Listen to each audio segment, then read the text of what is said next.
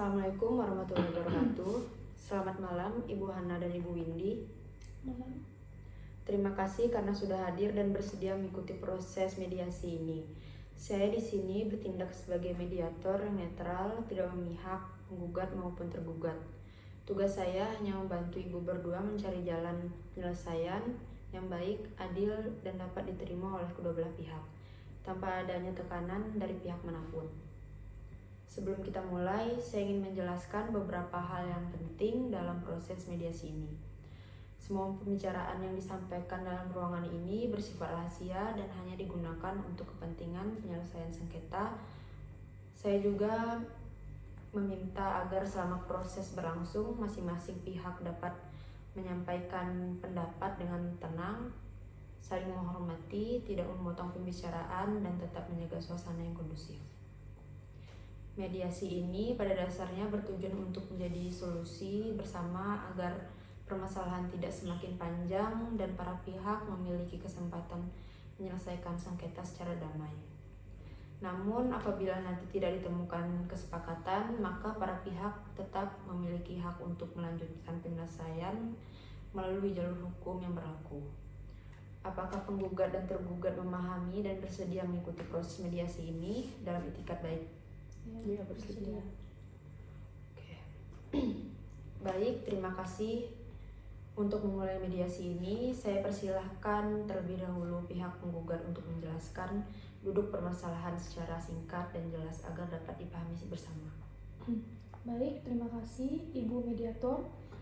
Pada Februari 2022, saya membeli sebidang tanah dari Ibu Windy. Saat itu kami sudah sepakat mengenai harga dan saya langsung membayar lunas.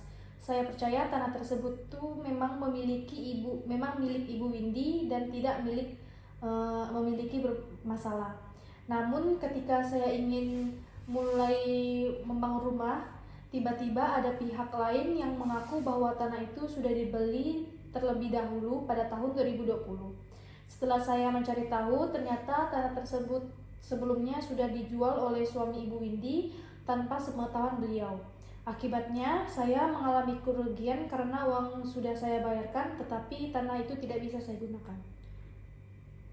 Oke. Baik, terima kasih atas penjelasannya.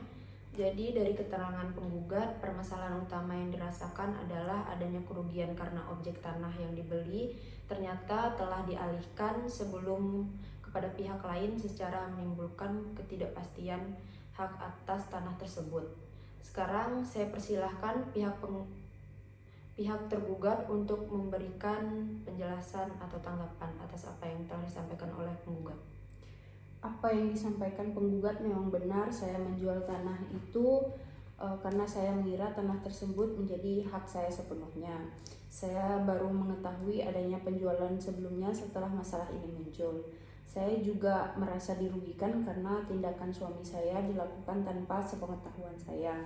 Saya tidak pernah berniat merugikan penggugat, tetapi keadaan sekarang membuat posisi saya sulit. Baik, jadi dapat dipahami bahwa tergugat mengakui adanya transaksi penjualan tersebut. Namun tergugat juga menjelaskan bahwa dirinya tidak mengetahui adanya penjualan sebelum yang dilakukan oleh suaminya. Dengan demikian, sengketa ini muncul karena adanya dua transaksi atas objek tanah yang sama dan kedua pihak sama-sama merasa dirugikan oleh keadaan tersebut. Apakah kesimpulan sementara yang saya sampaikan ini sudah sesuai dengan apa yang dimaksud oleh kedua belah pihak?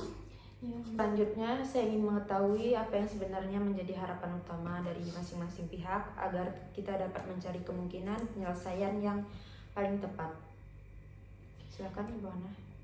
Saya ingin kepastian. Saya ingin tanah itu menjadi hak saya sepenuhnya atau uang saya dikembalikan beserta ganti rugi karena saya sudah menunggu cukup lama.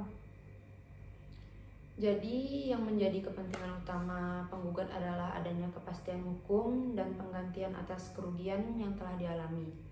Baik, sekarang saya persilahkan tergugat menyampaikan harapannya.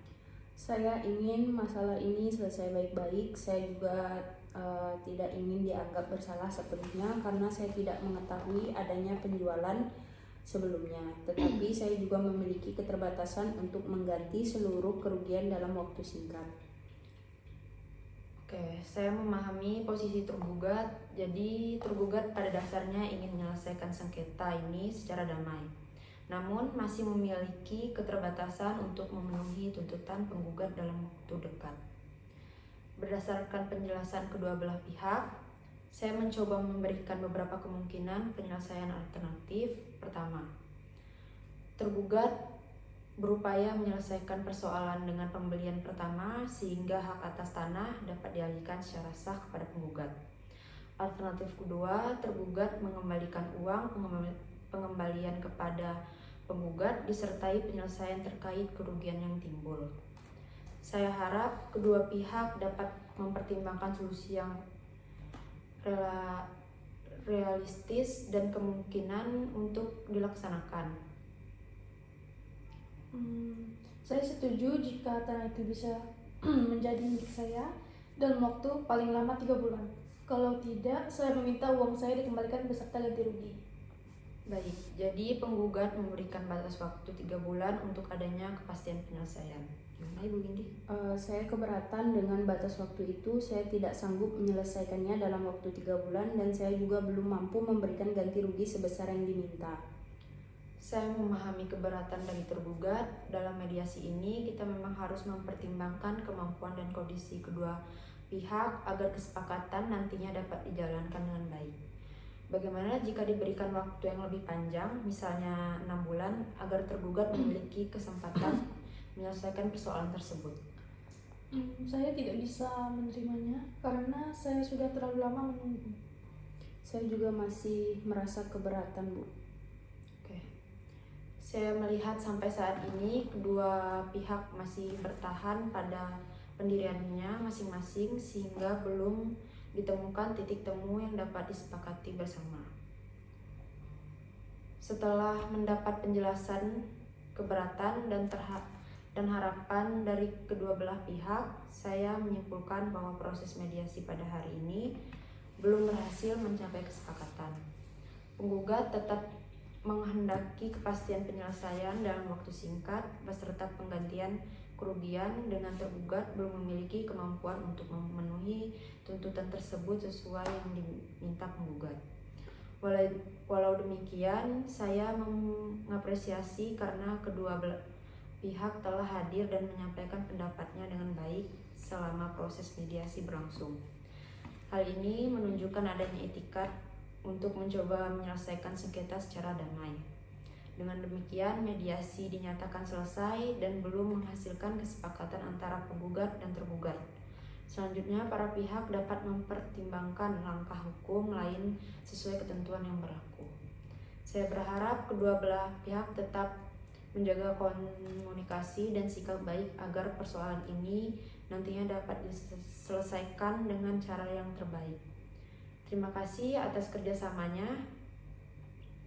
Penggugat dan tergugat, mediasi saya tutup.